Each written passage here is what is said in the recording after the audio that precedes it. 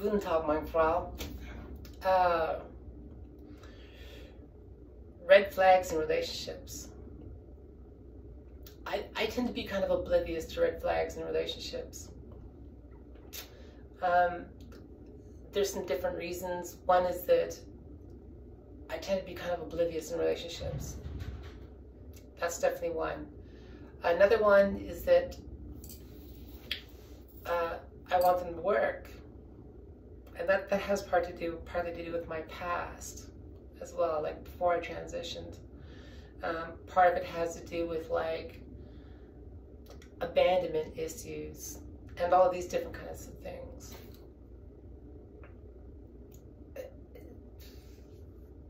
And also too, I also like don't necessarily like, I don't panic until there's a reason to panic. Like I get accused a lot of being, I don't know what the word for it is, jealous or untrusting, right? But I don't do this thing whereby I just sit back and I kind of like keep quiet and pretend like nothing happened. So I just, being me, you know, being the person of my culture, I just kind of like spit it out. I just say it. What's the deal here? Right? You know, it's like when I say, I think, you know, that belongs there. And somebody comes along and says, how dare you? Right? And I repeat myself. I think. I'm not saying it is. I'm not saying fact. I'm saying I think. It's not my fault you can't get it. You know? Or I say, is there an issue here? Right? If you interpret that as there is an issue here and not is there an issue here, that's on you, not me. Right? And I don't pussyfoot about. You know, like if this is the issue, I ask, is this the issue? It's just that simple. It gets a little, and people interpret that as being abrasive or coming off as being harsh or something. Sorry, whatever, that's who I am. But there's one red flag, one very common red flag that happens because you just sparked up a relationship and you're probably, sex is either happening or about to start happening, is the pillow princess situation. And so the pillow princess, and I have been through this numerous times. The pillow princess situation is, you know, where one person gives in bed and the other person takes but returns nothing. And this is like so frustrating. This is so incredibly frustrating, but it's also very common. And it's not specific to women. It's not specific to men. It's not specific to like lesbian relationships. It's not specific to straight relationships. Probably not specific to gay relationships. Gay male relationships.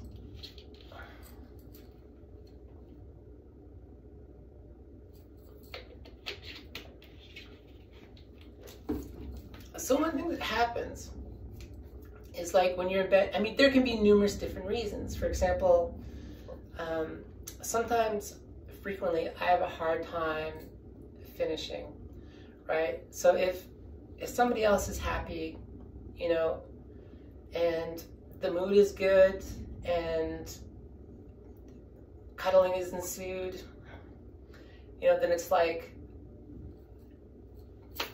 next time, right? And if it's one of those moments where it's like next time, and I'm like, okay, this time has to be next time, you know, then it's like, okay, this time has to be next time.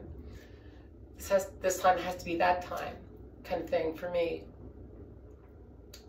And so like, but if you're in a situation where I've been in this situation, mostly with dudes, you know, where it's like, you're the person who does all the work. I don't know if you do all the work, but you're the person who does not benefit from the situation. Now, this is very typical of straight relationships. You know, it's very typical in straight relationships. The whole world is going to come for me. You know, the girl doesn't finish. But oftentimes, too, when the girl doesn't finish, it's often like, I had a peek, I'm good, maybe next time. Right? That's not uncommon either. you know, there's been numerous times where I finished before my girlfriend, and I was kind of like, you know, what else do you need to like get you there to make you happy? And a lot of the times it'd be like, I'm good, I'm worn out. You know, and it's not like an insult, it's more of like, you know, we just did strenuous activity whatever, for the last half hour or something, and now I'm moving on to cuddling, or you know, or now we're gonna go drink some tea or something, you know, whatever. My, what a lovely tea party. That was always a funny line. But like, you know, but there's this acknowledgement that it's like, do you need more? Do you need it this way? Do you need to finish? Do you need to be happy? That is one big issue in sex. If both partners aren't being satisfied in some way or another, you know, and one person is just taking, like most of the guys I've been with I've never had a guy like roll over and go, what do you need? What do you need to finish? You know, do you need a round two? Give me a half hour and a sandwich or something. Never happened. With girls before I transitioned, that did happen at times. You know, it was kind of like, okay, we can do a round two when you're ready. You know, if you need to do a round two or something. And then, just whatever, right? It was something like this. Or do you do all the cooking? Do you do all the cooking in the relationship? Is the other person capable but doesn't? That's a situation I've been in numerous times. So if I'm with somebody and the other person like cooks a meal, you know, then it's like, okay, maybe you don't have to do all the cooking all the time, but you know, you do it on occasion when the mood strikes or whatever, you know. That's kind of like that red flag going down, right? Or housekeeping, for example.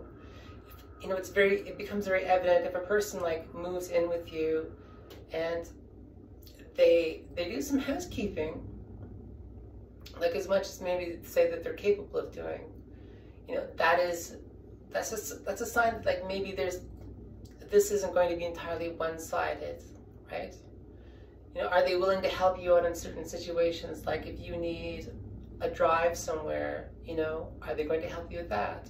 Or are they going to stick you with getting the groceries?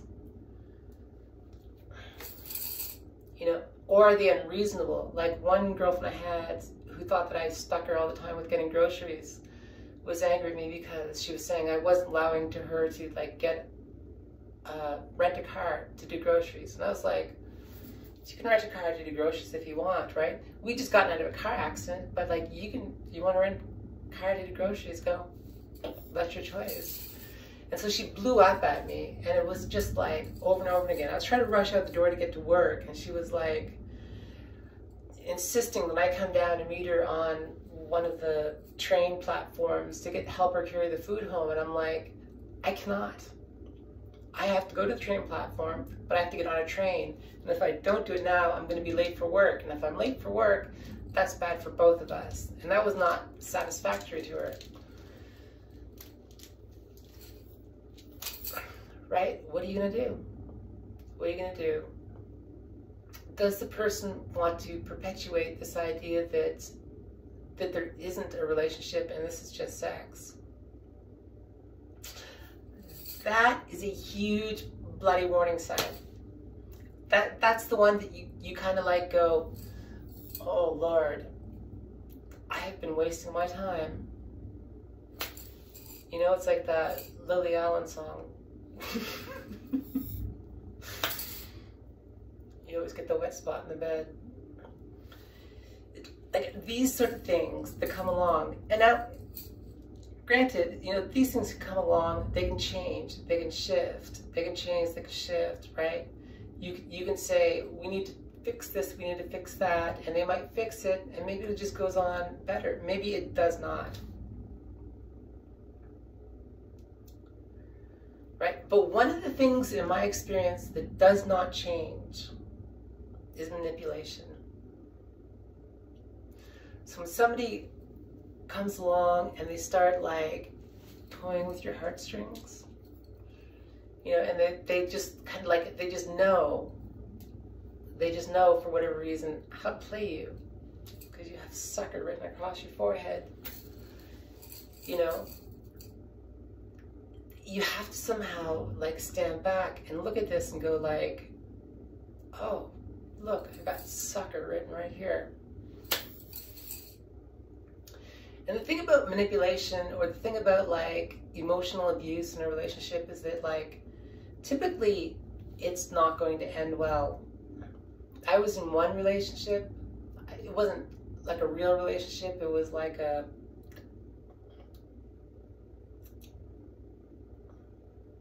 FUBAR kind of situation.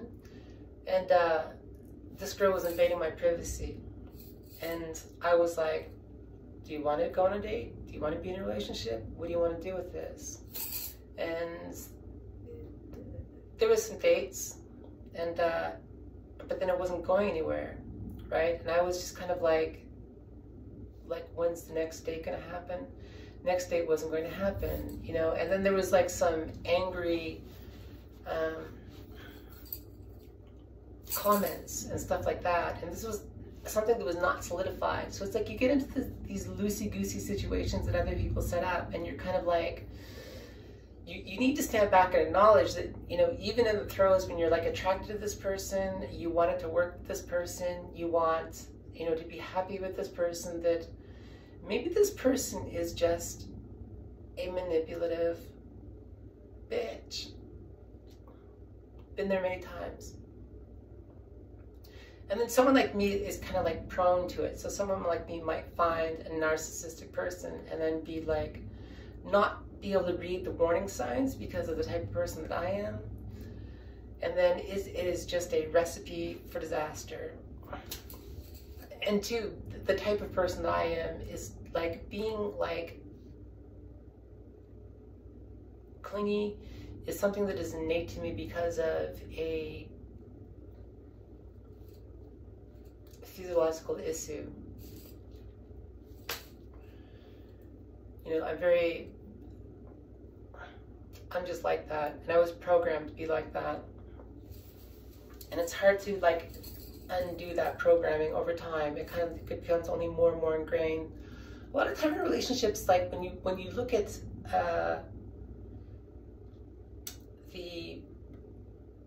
your parents. How does your parents' relationship going? How did your parents' relationships go? You know, or your parents? Because oftentimes what happens, what you want and how you go about trying to get that, even something as simple as like seeking out a career, is often a reflection of what it is that you grew up around, right? You're a jazz musician, your dad liked jazz music, right? You like rock and roll, your mom liked rock and roll, or both your moms like rock and roll, you know, this kind of thing. But that also very much applies to relationships. Like most of the relationships I've been through before I transitioned I was the one who ended them, right? And I was the one who ended them because I watched my mother do it over and over and over again. And it was a learned behavior. And then after I transitioned, I was kind of like, okay, I cannot just keep repeating the same like mistakes that my mother made just because they are ingrained in me now. And granted, sometimes they weren't mistakes. Sometimes it was like that relationship had to end because it was toxic. But, you know, and so it's very complicated, especially when you're like in the throes of being in love and wanting things to work. And being in love is kind of like being in the state of being insane, you know, but is the other person in love with you? Or are they just using you?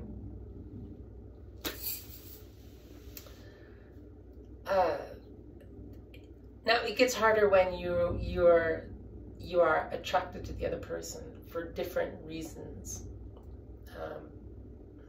and that in and of itself is kind of a warning sign. You know, does it push does a person push and pull you away, push and pull you away, push and pull you in, push you away, pull you in, push you away, pull you in. That in of itself is a warning sign because it's manipulative, right? And once you go through this massive amount of manipulation in a relationship, you just kind of get beaten down. And then, you know, there's going to be a punchline. It's going to happen, right? There's going to be one last kick in the teeth. It's always like that. If it's a manipulative, unhealthy relationship. But it's often hard to see that coming. I've had that numerous times. One time, a relationship ended, there wasn't really a relationship, and it was because the other person was just jerking me around. And then I ended up like picking a dude up. And she did not like that. And things just got uglier. Right? But there was not really a relationship to speak of, and yet there was. And things just got uglier and uglier and uglier and uglier and uglier.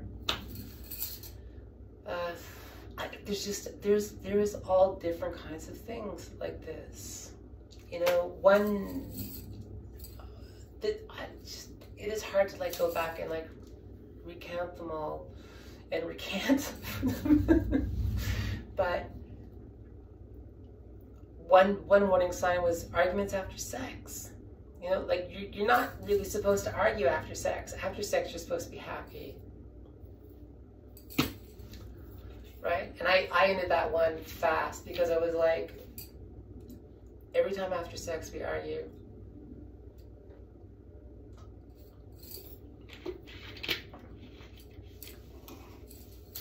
And then you end up being in a situation where you're balancing all of this out with things like empathy. So for example, a person may have a disability. I'm not above dating a person with a disability. I have, right? You know, or the person may have been through similar hardships or something like that. And you end up kind of like having to stand back and having to apply a level of empathy and understanding. Now, too, there can be other issues like mental health, right?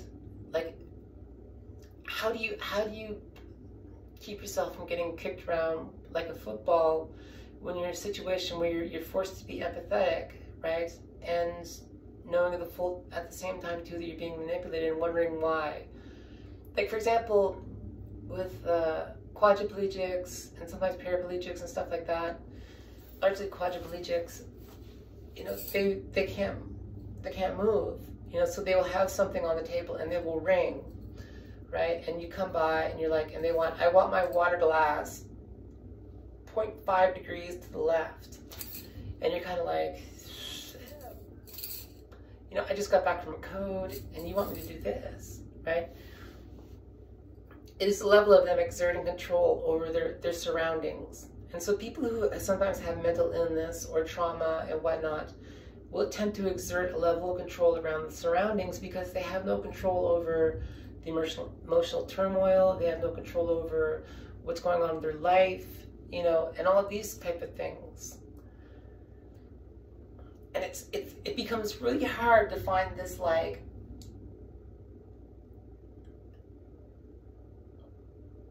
headspace, right? That you come in where you're kind of like, okay, I'm empathetic, I'm understanding.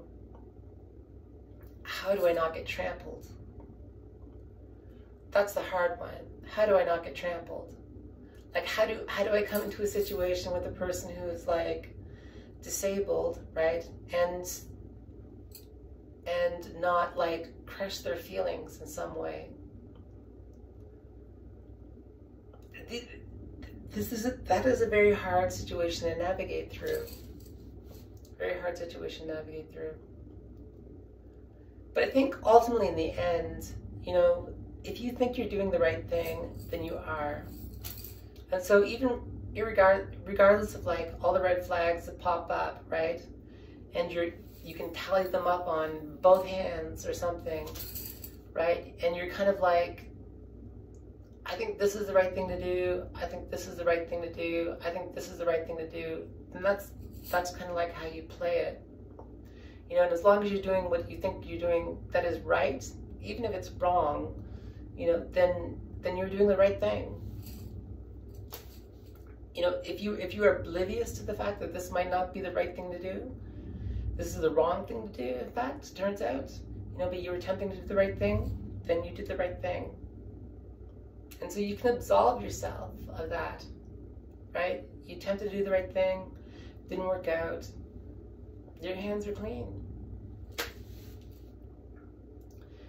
You know, and then there's this issue of like anger, you know, in relationships and or interpersonal dealings with other people. And so, for example, you need to apply a level of compassion. You know, if you apply a level of compassion, you have a level of understanding. If you have these different things, level of empathy, level of sympathy, and whatnot, right? But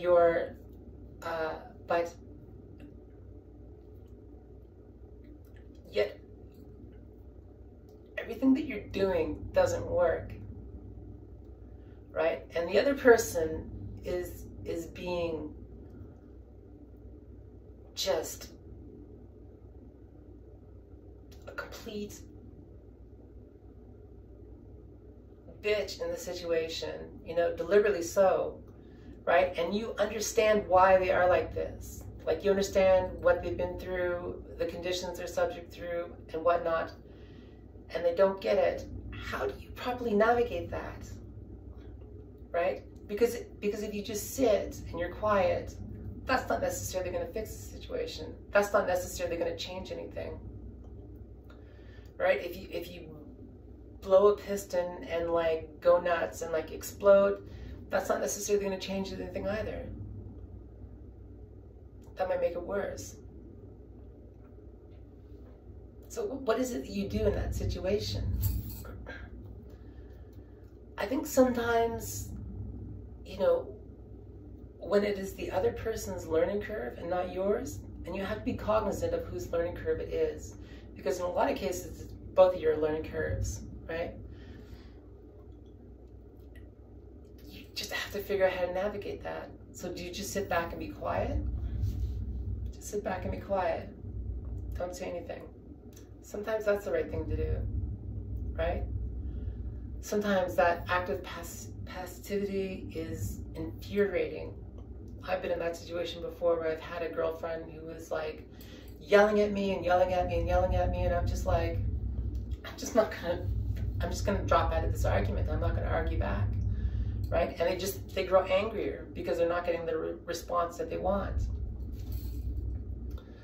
Other times, you know, maybe you understand what they're going through, you understand the situation, and yet keeping your mouth shut will do no bloody good.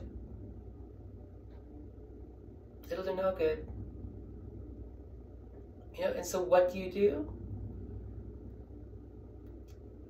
You become the one who does all the screaming, right? You're the one who makes all the big smoke signals and makes the big scenes and all that jazz, right? Because, which often comes innately. This is not something you have to work on. Usually you have to work on not doing it if you don't want to do it, right? Because that is the only way of rectifying that situation.